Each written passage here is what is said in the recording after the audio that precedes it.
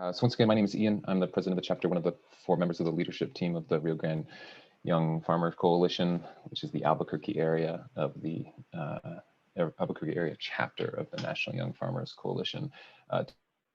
Tiana Baca, our presenter tonight, is a former leadership of the chapter. Atlas and Reina are with us tonight. And as we start, all of our meetings have been trying to this meeting, and thank you, Kyle and Mayam, for the celebratory mention of the Indigenous Peoples Day. We're going to acknowledge that although we're all on in a different place right now, we typically meet in Albuquerque, and so to acknowledge the original inhabitants and stewards of this land. So I'd like to acknowledge that we're on the traditional homelands of the Tiwa people. The Tiwa are Pueblo people, and the Pueblo's people's homeland stretched across the land that we now know as New Mexico, so-called New Mexico, Colorado, and Arizona. Of the 23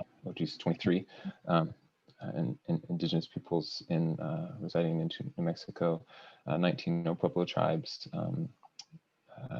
They include, and actually I'm not going to go into the list tonight, but an ongoing project of our chapter is to better understand the peoples whose lands we inhabit, and the names that they call themselves and the significance of that, and to better understand the land as well that we're all working on. And we'd like to honor the land stewardship by the people of these tribes, by the Tiwa people, past and present and future. Much of the knowledge that we put into our agricultural practice today is unattributed indigenous wisdom. We have a duty as occupant of this land to steward and love and share it with all its human and non-human inhabitants, so that future generations may do so as well. And by making the land acknowledgement, our organization hopes to increase awareness, education, and action by privileged white and Hispanic farmers and ranchers that make their living and occupy these unceded territories today. And so we'll, although it's not on the agenda, we should put it on the agenda today, given that it's Indigenous Peoples Day. And also, we all need to do work to continue abolishing Columbus Day and the upholding of these imperialists and colonizers who have lots of blood on their hands. And so, and thank you for all those that share wisdom with us today, and may we work together. Just another reminder, if you've just got dropped in, intros in the chat, if you could, would be fantastic. We'll be meeting at the end of the presentation today for the monthly chapter business. But without further ado, we've got Tiana Baca of Tierra Luna Seeds today with us, presenting the Joy in Soils initiative, which was the project that the chapter got a grant for through New Mexico Healthy Soils Act. And yeah, thank you very much, Tiana. And just a reminder again, it looks like everybody's already done it. I'm going to drop off video, and so and our recording has already begun. Beautiful.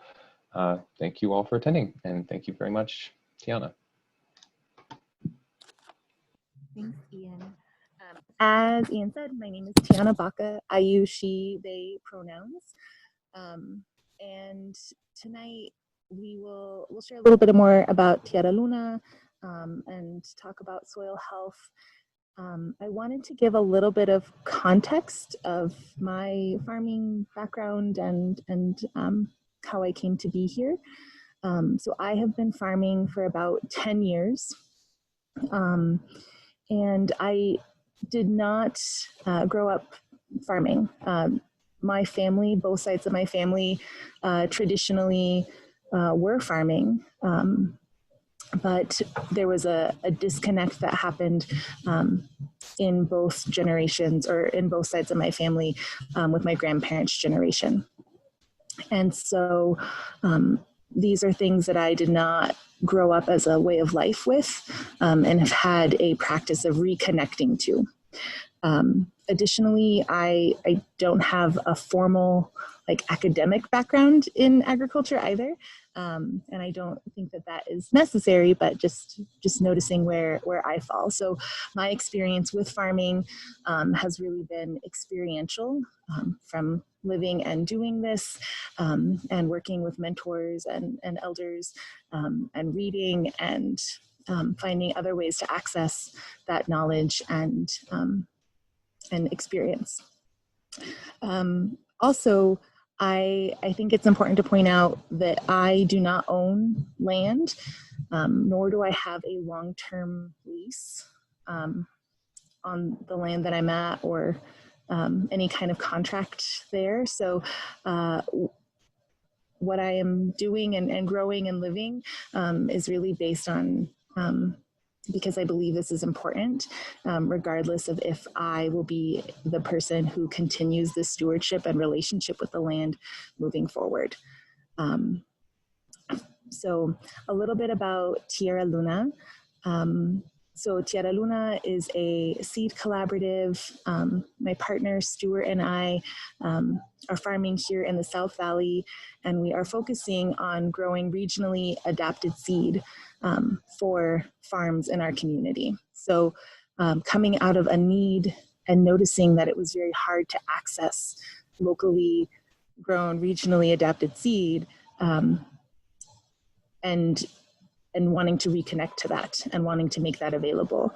And so for me, seed stewardship and soil health are very much interconnected, because I think that both are really about how we relate to the land, and they're both about relationship, right? So seeds are part of our community.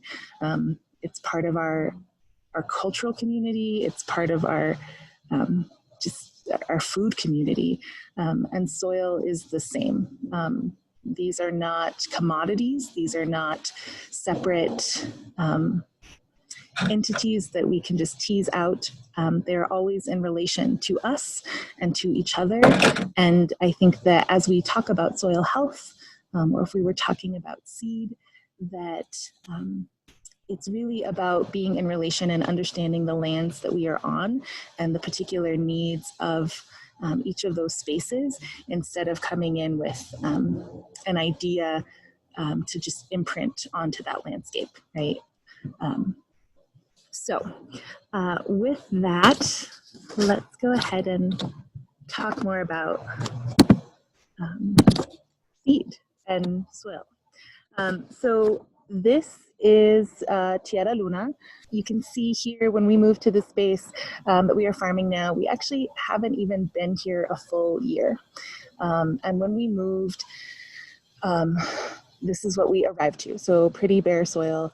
And so the first thing that we wanted to do was get the soil covered, right? Put something down and have some protection. Exposed soil is prone to erosion, and we have evaporation happening.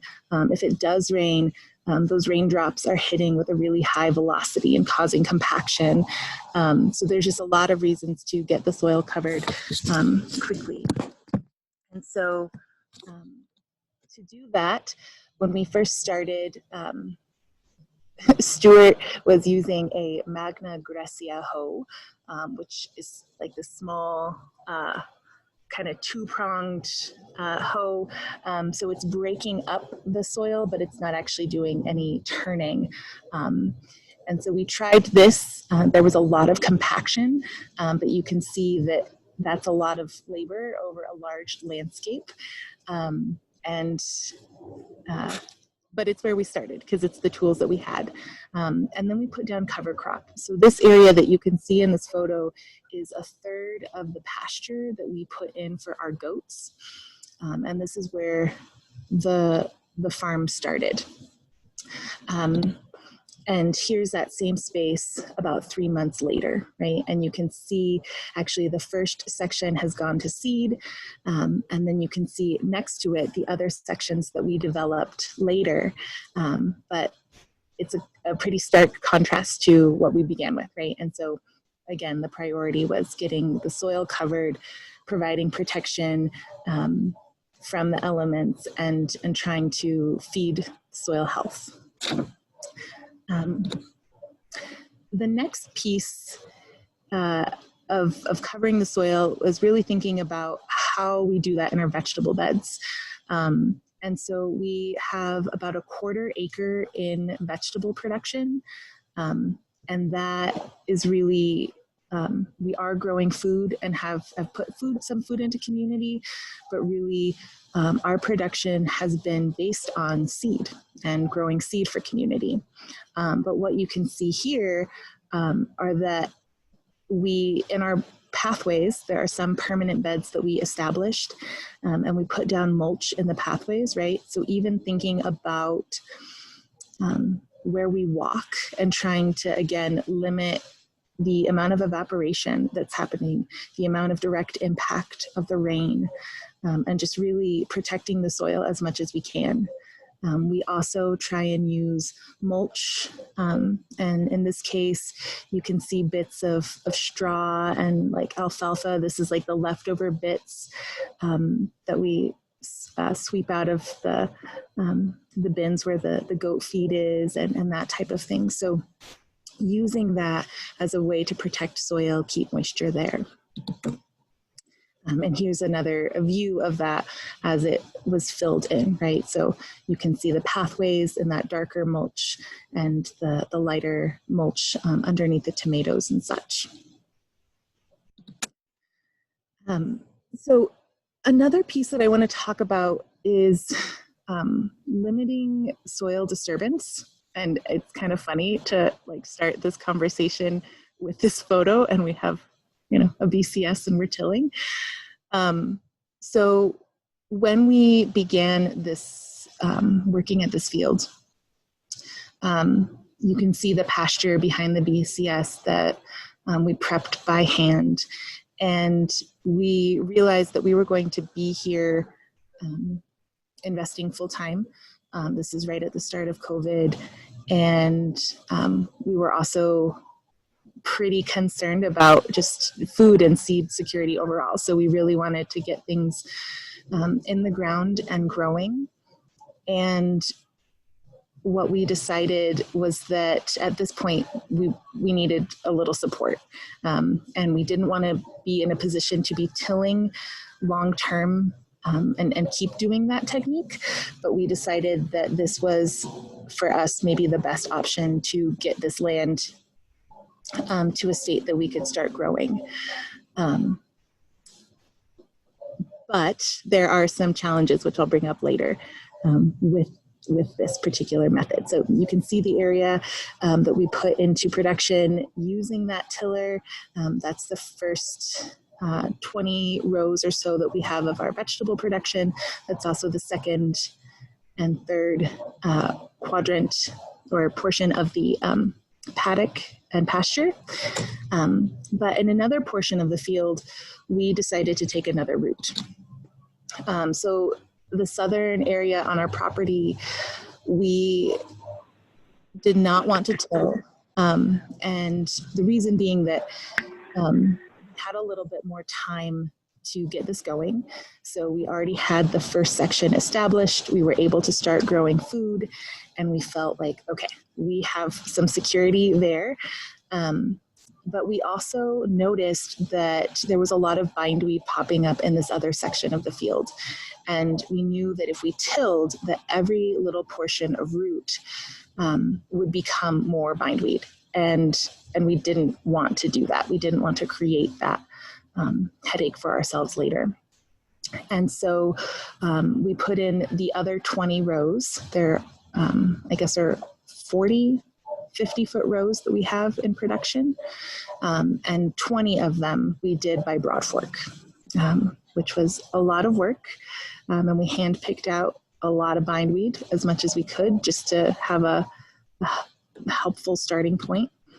And then you can see that we put down some compost, we put in some cover crops, and we also put down mulch. And so this area that we did all by broad fork is really, I think, an interesting place to think about the importance of minimizing disturbance. So these areas are places where we are not disrupting the overall structure of the soil in the same way that we would with a tiller, right? So the broad fork is breaking up and providing airflow, but it's not actually moving the soil around. It's not moving the of microbes around. And as part of that, it also allows us to help foster more fungally dominated soils instead of bacterial dominated soils. So annual vegetables and just annuals in general tend to create relationships with a lot of bacteria in the soil. And trees, perennials, shrubs, that type of thing tends to just naturally develop more relationships with fungal allies. And in the desert, especially, fungal soils and the potential relationships, healthy relationships between fungi and plants is pretty profound. So there are particular fungi, not all, that are mycorrhizal, and they establish relationships with plants directly and essentially can extend their root network and allow them to access water and nutrients beyond their own root area. And so just thinking about like resilience in the desert, like having the ability to access water and nutrition from further away seems like a really helpful thing. And so not disturbing the soil is part of that process of fostering the environment for that type of relationship to develop. And so we started to see mushrooms in our space. And these are not mycorrhizal mushrooms that we have here, but they are a sign that we have fungal activity. And we can't have that if we are disturbing the soil. Here's another species of fungi. These are bird's nest fungi. They're really cool. They look like little eggs in there. And again, these are not mycorrhizal, but they are an indication that we have fungi in the space, that we have not disrupted it so much that they can't be present. Another piece is thinking about minimizing the external inputs that come into a farm. And so for us, this is really thinking about how do we create a closed loop farm and utilizing the resources that we have in place to cycle back. We do have goats, and I'll talk more about them later, but the goats produce a lot of manure. We have the bedding and excess material from their pens, and so that became a really great resource to start to compost. So we are composting on our property, both the goat manure as well as some of the plant material from the field or things that have not gone to seed elsewhere on the property. And another thing that we have done is try and utilize the plants that were growing in the field and when possible, put them back where they were as mulch. So you can see in this photo, we grew a lot of dry beans, so a lot of corn, a lot of dry beans. And when we harvested that out of the field, we have all of this excess chaff. And so it's a mix of the beans. It's also a mix of the buckwheat that was growing in with the beans. And so we have all of this material, and it's pretty clunky and would be hard to put back in the field as it is on the tarp.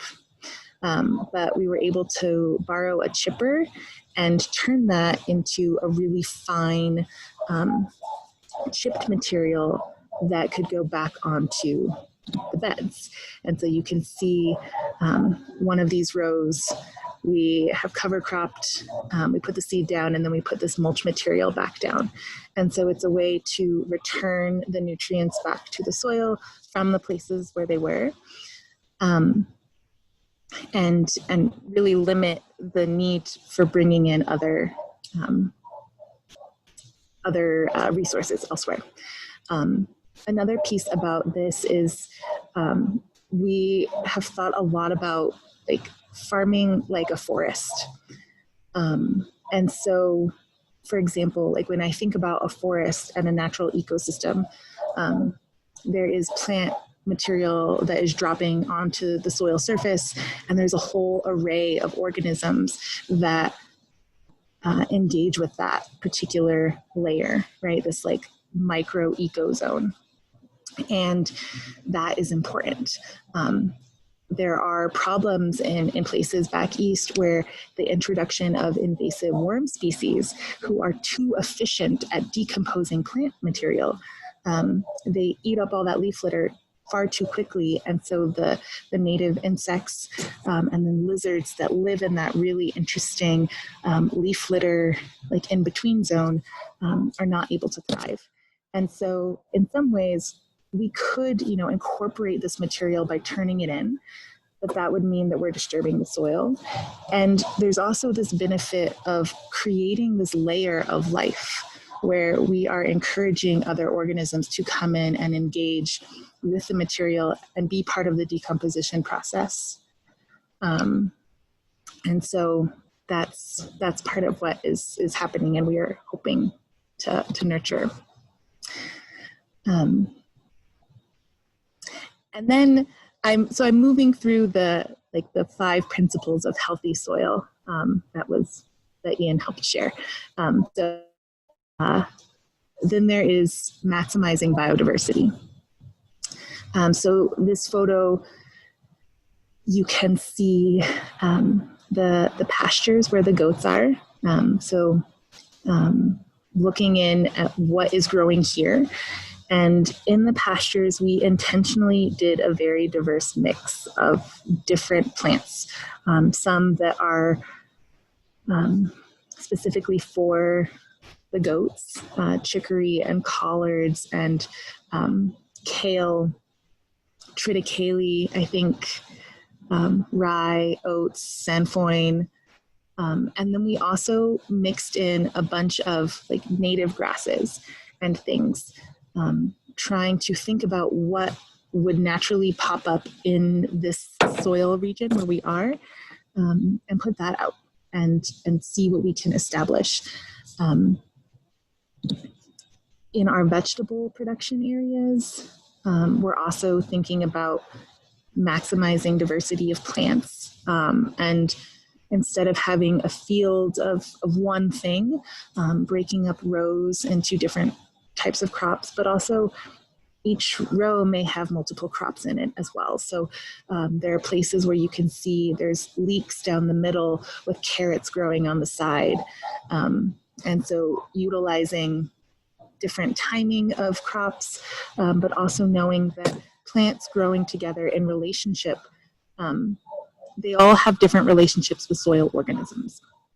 And so diversity above ground, the diversity of plants that we put into the space, they all have different relationships with the biology below ground. So diversity above fosters diversity below. And what I think is also really important to acknowledge is that when we think about like the inputs or just overall like health, there are very few soils on the planet that are actually like deficient in the minerals that plants need. What is often lacking in those situations is the biology. So it's life that makes things abundant. It's the bacteria that break down and make things available. It's the nematodes that eat the bacteria that make the nitrogen available. Like nematodes excreting the bacteria that they ate is like actually one of the highest sources of nitrogen. But we don't have those nematodes and we don't have that bacteria unless we feed them, and we feed them with plants. And so they're not necessarily eating the plant roots, but the plants are photosynthesizing and they are putting carbon into the soil in a really stable form. And so we can add compost, we can add mulch. A lot of that has the potential to go back into the atmosphere. Just oxidizes and goes back into the air. But when we have plants like are in relation with back, like everything in the soil, with the biology. They know what they need.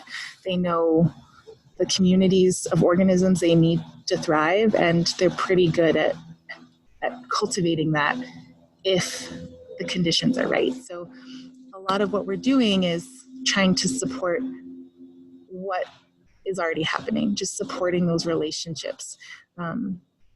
And so you can see this is the southern field that we did in as a broad fork field. This is an area where we put in a lot of buckwheat because we hadn't grown here in a while, and we wanted to start the conversation with soil life, and buckwheat's a really generous and beautiful companion plant. I feel like when I'm struggling to get things to grow, if I seed buckwheat, there's like some magic that happens. And it's probably the biology, right? Buckwheat is also really great at making phosphorus available for other plants because it's working with the biology. And so we were able to nurture all of this diversity within one space to support the soil and the soil life to do the work that they already do. So again, like just thinking about relationship building, it's not so much that I need to understand and control anything, but that I am in relation to this land and to all these organisms and to these plants, and we are supporting each other by being willing to listen and observe and notice when some support is needed, notice when some space is needed. So that is, I guess I'll leave it there. But biology and biodiversity are really key. Another component of healthy soils has been like maintaining a living root. So I mentioned that that plants have their own capacity to build relationships with soil biology. And by doing that, when plants are growing and living and photosynthesizing, they are continuing to put carbon into the soil. And that living root, that living plant throughout the whole year, even if it's not for production, like we're maintaining and feeding that soil life. So we're not just like letting them, like leaving them during the winter months, but we're continuing to feed and support them. And so when we first put in the broad fork beds, I said that we put down the buckwheat. So this is that early planting. And then you saw the summer planting with the beans and corn and other crops. And then we just pulled those out. And here we are again. And you can see 2 rows that already have cover crop established that we put in a few weeks ago. And you can see the 2 new rows that have cover crop with that mulch material put down that we just seeded. We still haven't harvested the corn or the squash out of the field yet, but those will all get put back into cover crop, right? And so we're able to have, like, this is the 3rd succession. There was buckwheat, then there was the summer crops, and now there's this medley of buckwheat that's self-seeded. There's some curious challenges with that. But also the rye, triticale, winter peas, sainfoin that's growing in these rows that will continue to do a lot of beautiful work for us over the winter, and then also allow us to feed the goats as well. So that's a piece that I want to come to now, and that's integrating animals. I briefly mentioned we have 5 goats, and goats really love a diverse diet, and we don't have necessarily the best environment for goats.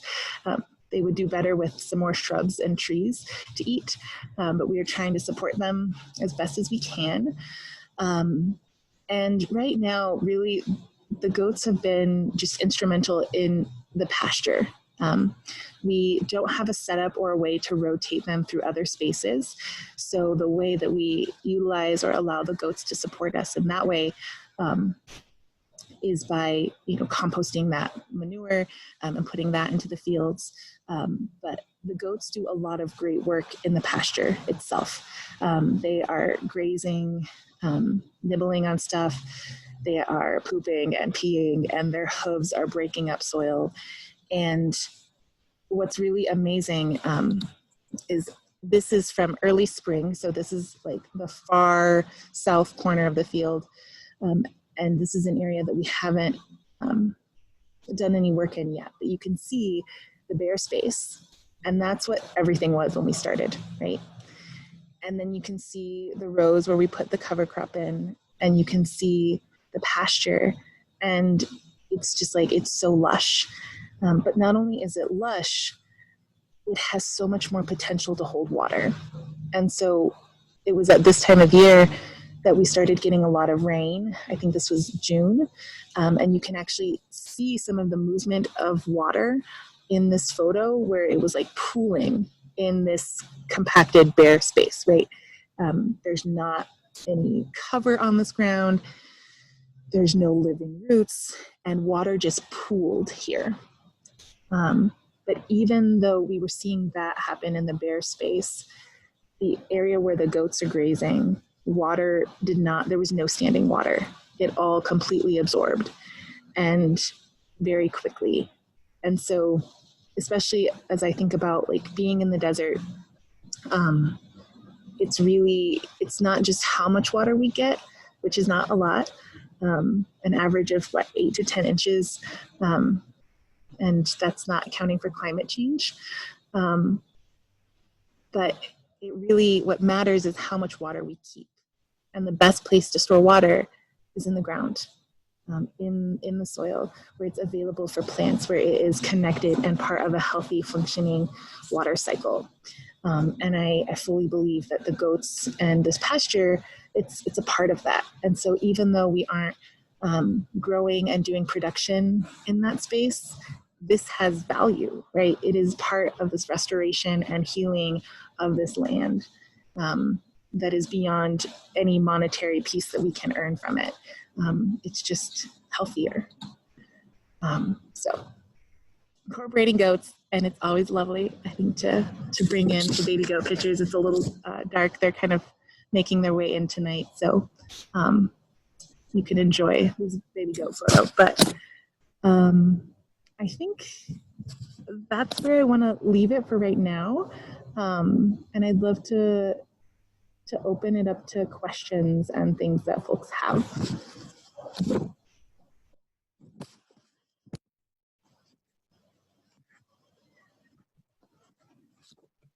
I just want to suggest that folks can either take themselves off mute and join the conversation that way, or drop it into the chat box, as Zoe demonstrated using the chat box right now. And I have so many questions, Tiana, but I'll wait until see if somebody else has got one that's more pressing.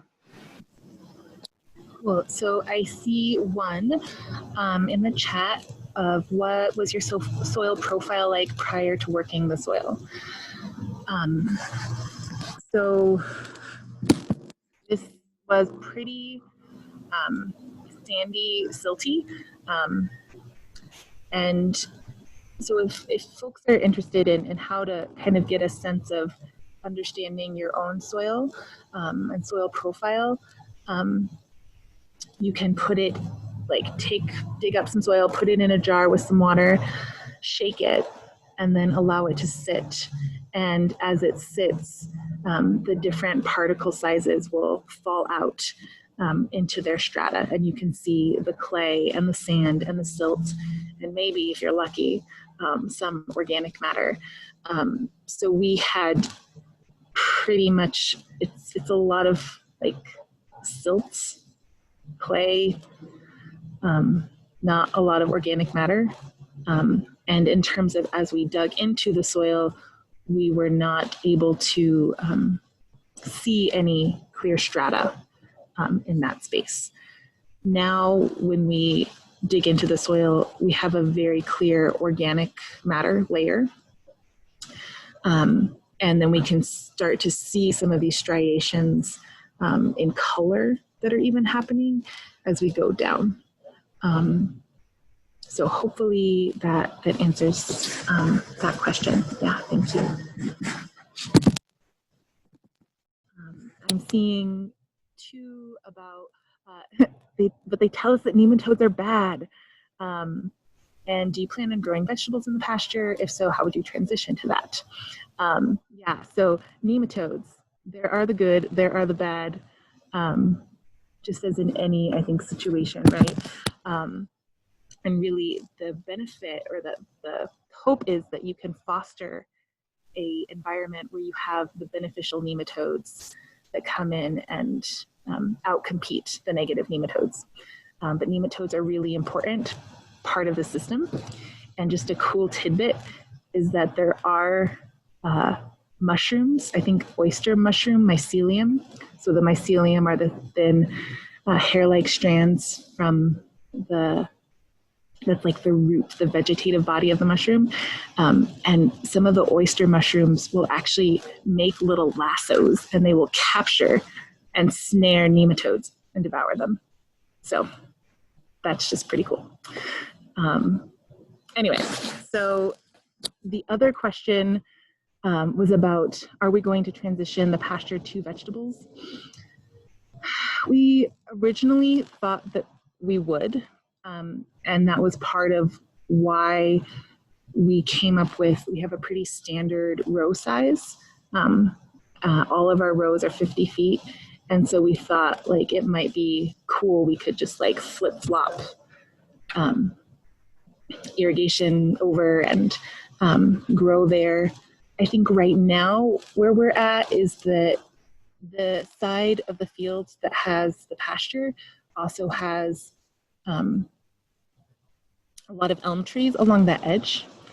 And it may not be like the best to try and compete with them. Additionally, that side of the property is where there is, we have a non-functioning acequia right now. And so we've talked kind of long-term with our neighbors. This property no longer has the water rights established. But there have been conversations with the neighbors about reestablishing and what would that look like. And if that was the case, it would really make a lot of sense for the pasture area to be irrigated that way, and or for that space to become more perennialized with trees and shrubs, and make use of the acequia for that. And so short term, we're going to keep vegetable production where it is, and long term, maybe explore other options for the pasture.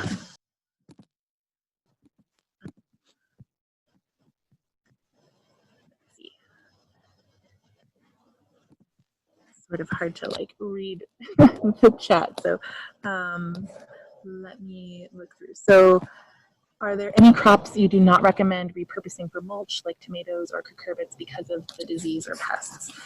Yeah, definitely. So there are some plants, like is mentioned in the question, that can carry disease and perpetuate disease in the field. So we are not like shredding our tomatoes or the melons and cucumbers and putting them back down. And instead, because we have an abundance of beans and buckwheat, that's the material that we are chipping and putting back down. That's also material that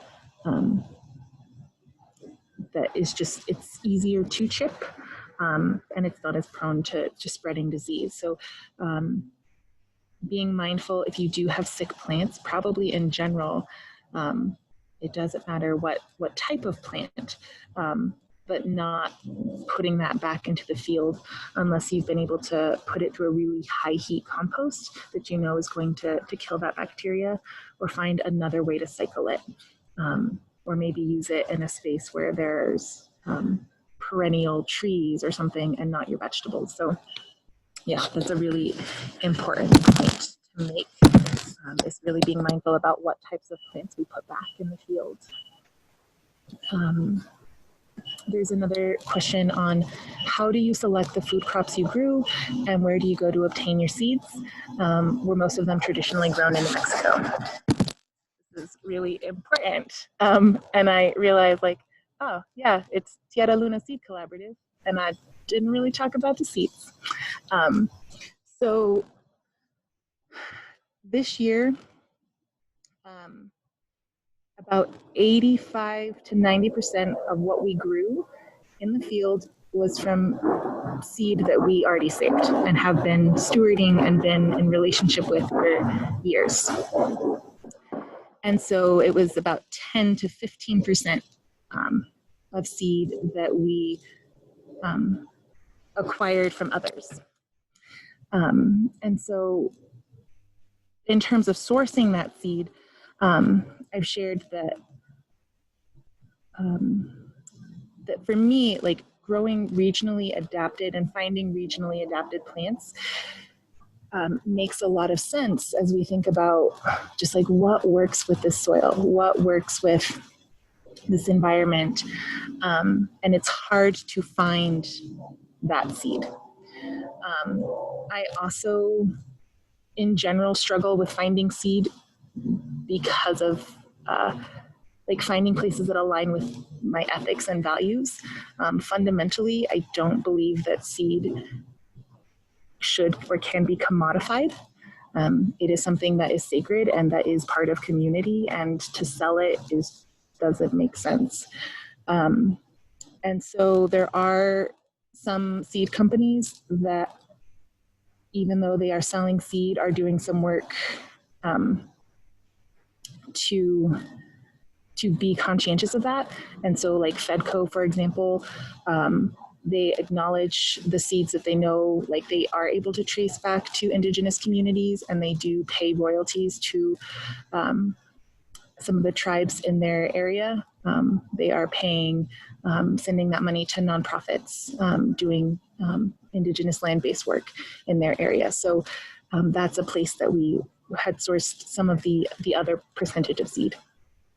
Or additionally, looking at smaller growers that are doing cooperative growing models throughout the Mountain West. So like Snake River Seed Co-op, which is based in southern Idaho, High Garden Seed, which is based in Mancos, Colorado.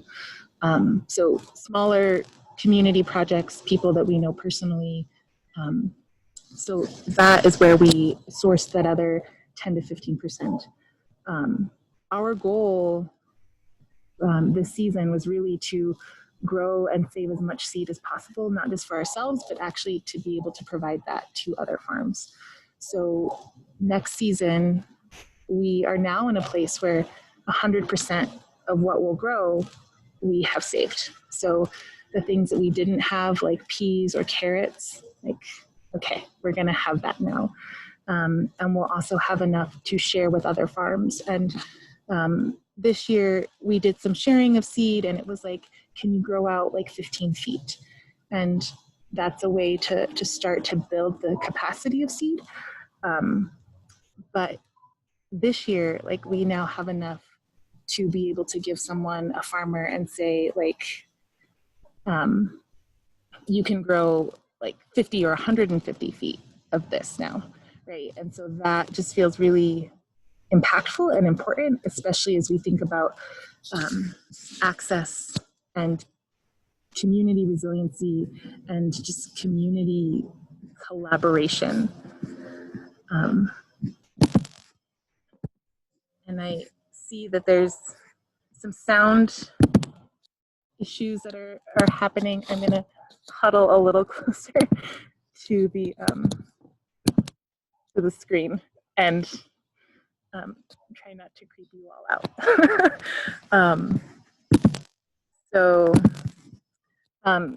The other part of the question was about like, was a lot of the seed that we're growing traditionally grown in New Mexico? So some, yes. A lot of the bean varieties that we grow, there's 12 of them that we grew this year. Most of those are from the desert Southwest. Same with the squash and the corn. And I'm going to try and connect my headphones, and we'll see if that improves the sound quality for those who are listening. Yeah, so some of the plants are directly, from the Southwest region, and for things that are not from here, some of it was, looking at like what is culturally appropriate, like what is part of my own heritage and my ancestry, and as a multiracial person who is connected to the Southwest and is indigenous, Hispano, and Croatian, Irish, like I am a mix of that, but trying to connect with some of the staple food crops from my own traditions, and that's why heritage grains have been really significant for me. And then for my partner, who is from Vermont, like sourcing and bringing in seed from his home, right? So there was a difference in how well things grew from Vermont and here, as you might imagine, but that's how some of those seeds made their way to us. So another question was, did we notice the difference between the tilled and the broad-forked? Yes, thank you for helping me come back to that. The area that we tilled has been pretty, it's struggling.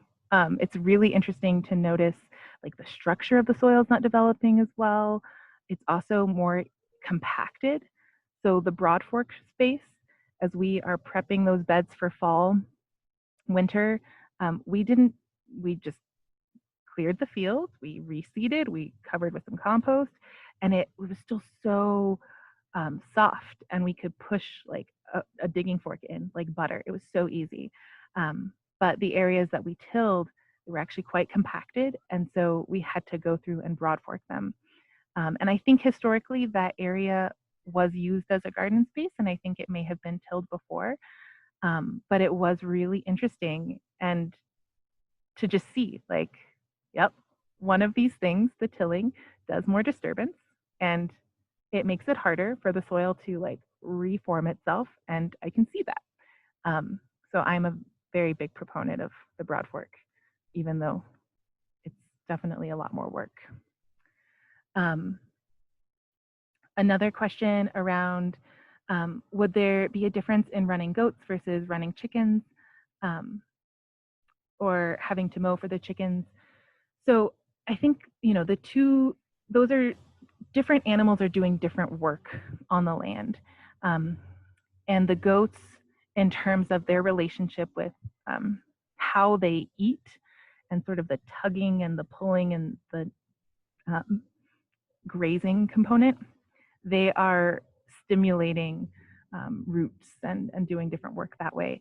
Whereas the chickens may also be eating some of the greens, but they're breaking up the soil in a different way.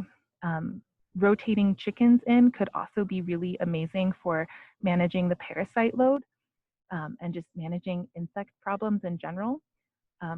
We have chosen not to get chickens because we have a lot of projects, and keeping my dog away from the chickens right now just seems like an extra one that I can't handle. But I think that, like, again, it's diversity and finding creative ways to bring in as much diversity and integrate animals and utilize waste material. Like, one thing we noticed was we have all of this like buckwheat seed or like waste that we're putting back in the field as mulch material, but it would also be amazing to feed chickens with, right? And so we could have this beautiful closed loop system. But we aren't doing that yet. But there's definitely some creative and cool ways to incorporate that. Let's see. Another question was about, do you rotate crops? Great. So we are, instead of thinking about rotation, for me, I think a lot about succession. So what follows what, and what are those relationships like? So in the space where we're at, we do have room to rotate crops, meaning that we could have potatoes or solanaceous in an area and then put something else, right? Like so that the other plants in that family would not in that same space in the same year, right? And the idea behind rotation being that by rotating the type of plant, that family, you are breaking the disease load. You are also not over extending or mining nutrients from the soil by feeding one particular crop. And there's definitely some of that I think is important. I also, from this like farming like a forest perspective, nature doesn't move things in the same way that humans do. So like potatoes, they're a root crop. They stay in the same place. But potatoes only grow for part of the season. And then there's other things that are growing throughout the year, right? And so thinking about what plants can we use throughout the year to do that same work of breaking disease cycles. For example, in a space that I was managing before here, we had a much smaller area. We couldn't rotate. We just didn't have enough room. But we would plant garlic after a lot of these crops. And garlic is a natural, like antimicrobial, antibacterial. That's a function that it does in our bodies, and that's a role and relationship that it has in the soil, right? So thinking about plants, and again, it's relation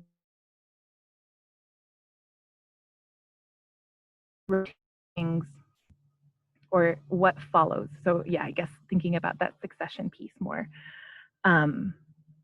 Additionally, in our space, that perhaps is a little bit different from other growers is not that I necessarily want disease pressures, but when we are saving seed, things that would be problematic for a vegetable grower who needs to get food to market or into community, those challenging conditions are actually beautiful opportunities for finding seed that is resilient, right? So if there is a disease pressure and a lot of things die, but a few things don't, that actually becomes this amazing opportunity, right? And so this year, even though it hasn't even been a full year, and we've struggled a lot with just getting going and growing, from a seed perspective, those plants that have made it are really like, that's tenacity in action. So that's a little bit about succession and rotation. Another question was, how did you select your cover crop species? So some of it we did connect with, and I'm forgetting his name. There's a cover crop seed guy, and if I think of it, I'll share. But it was a recommendation that Casey and Ian had shared.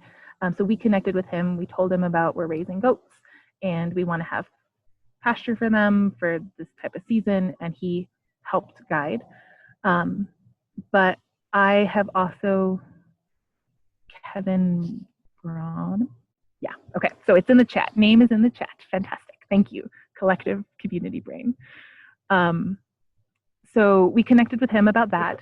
But we also, like, just based on our own like experience and knowledge over time, chose things that I have seen work well, and that was part of, like, especially putting in the native grasses and things, that, yeah, some of it was just like, I have been growing now and and utilizing cover crops for like 8, 9, almost 10 years. And so just thinking about what works well and knowing that we wanted as much diversity as possible, and knowing that there may be things that didn't germinate, but by putting out this like cocktail of seeds, that the land would tell us what it needed, right? The things that grew would teach us something, and then we could go from there. And we see that in the space. We see that some things do really well and some things did not pop up. But it's really interesting to just notice like what the land wants and how it's changing, right? And so the things that we planted in the spring, cool season crops, we may actually have different things growing for us in the fall. So some of it is just figuring out and being in relation with the land. Some of it is making sure we have food for the goats.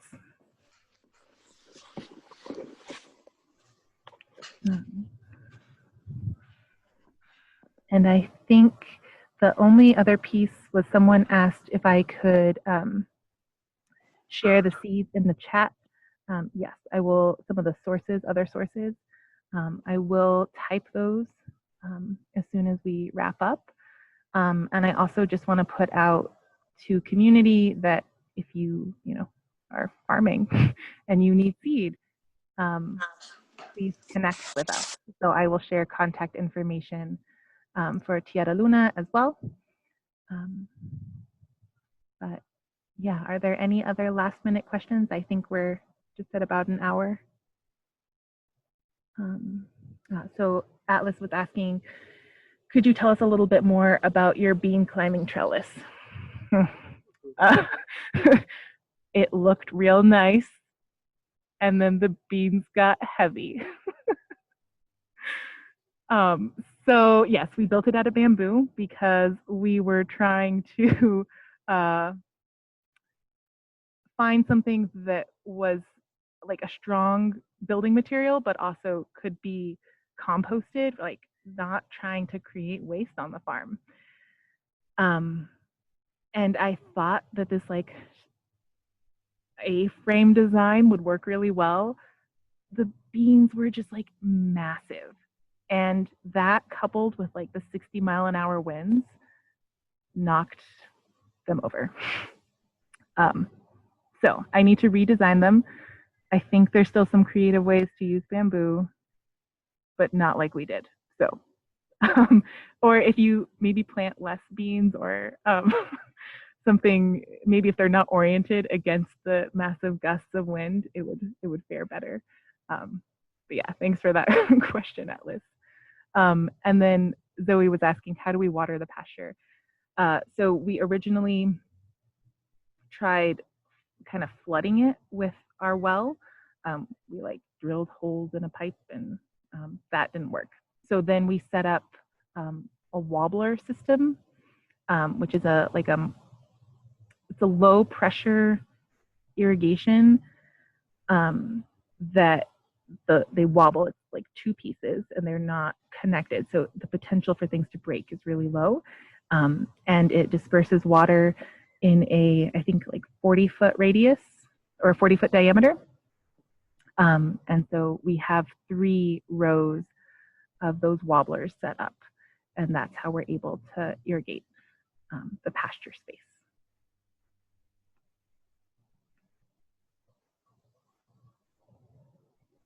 Yeah, and the name of those wobblers Stuart put into the chat. We did not source them locally, but we were able to get them online pretty cheap, directly from Senegal, I think.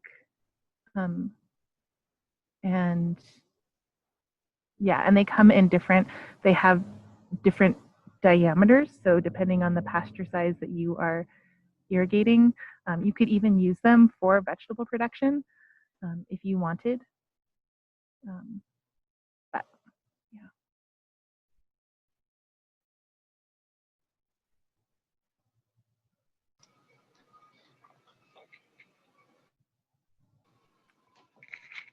Well, Tiana, thank you so much.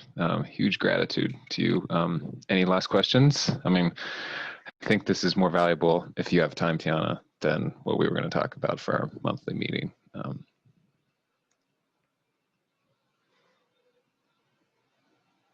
Yeah, anything to add about y'all's composting process? Yeah.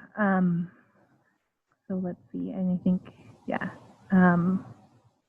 What is like the ratio of plant material to the goat manures that you're using in the composting was a question. So for the goat manure, we haven't been particular about necessarily adding or weighing or looking at what we have. When we clean out the goat pens, there's already a pretty nice ratio of goat manure and the feed that they drop. Goats are messy and waste a lot. And so we already have a pretty nice ratio of greens and browns. And so we haven't been actually adding that. Like I could take a picture of it and show it to you, but it's just pretty much straight what comes out of there. In terms of what we are composting plant-wise, like other materials, we do have some things, right? We're adding greens, adding browns, and that we haven't been as mindful with. So that process is slower. But the big key with the composting is definitely moisture. So making sure that we water it really well as we build the piles. So we build them like a pile all at once. That also means that we're able to get a pretty good size. You could see in the photo from before, it's about 3 feet wide, 3 feet tall, and then depends on, like, we make it as long as there is that material. I know Stuart would like them to be bigger because that will hold more moisture, that will generate more heat. But we're doing all of this with a shovel, or he's doing all of this with a shovel and a pitchfork. So we haven't been building them bigger. But yeah, I think one of our goals too with the compost is that at some point we could be a little bit more mindful about the types of things we put in and really think about the biology that we nurture and cultivate, or even adding in like mycelium and getting some cool activity and life going that way. But again, that's another project that my brain doesn't have capacity for at this moment yet. If you guys can hear me, I've been doing it at my house, and it works really well for making compost. And depending on the mycelia, like you were mentioning earlier about oyster mushrooms, you could have like really good growth on so many different types of grasses and plants. But that's not all mushrooms. Now I'm a hobby mushroom grower, so I got like 29 strains at my house. And they don't all work the same. I'm just going to put that out there. So, thank you. Very cool. Thank you for sharing.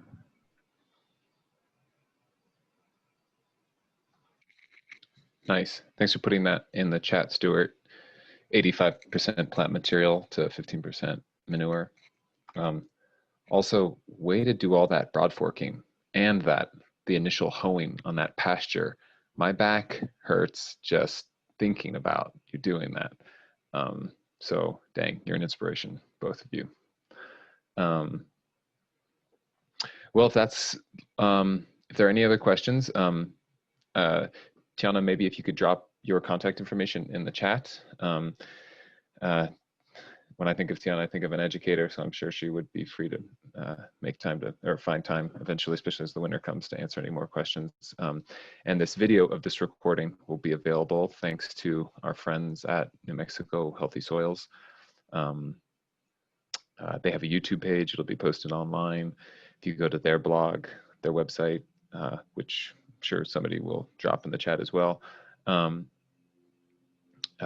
we'll be sending out the links to all the videos from our presenters of the Joy in Soils initiative these last month and a half, and probably our next email, now that this is to be the final one. So again, these presentations were made possible by the New Mexico Healthy Soils Program, which is now in its second year. And I guess they haven't probably released the results yet, but good luck to anyone who applied for a personal project or an education project. And again, we're the Albuquerque area chapter of National Young Farmers Coalition. And if you are not yet a member of Young Farmers, it's highly recommended, whether you're taking advantage of the discounts and the leadership support and the other benefits of being involved in the chapter and national. Being a member also just supports the work they do at a local and national level. And thank you to interpreters. I'm so impressed that y'all can keep up with all the ag and ecological jargon that Tiana integrates in her presentation. I'd love to know what the sign for like nematode or all the other unique words used tonight. Again, huge gratitude, Tiana. Thank you very much. And thanks for everyone for making the time and for coming out. So don't forget to get up and stretch and let everything you heard tonight digest and stay in community. We're going to take like a 2 or 3 minute break, and then we will resume in the same meeting our monthly business for probably the next like 25 minutes or something. You're all welcome to join us. You're also, if not, have a lovely night and take care. And thank you again for attending.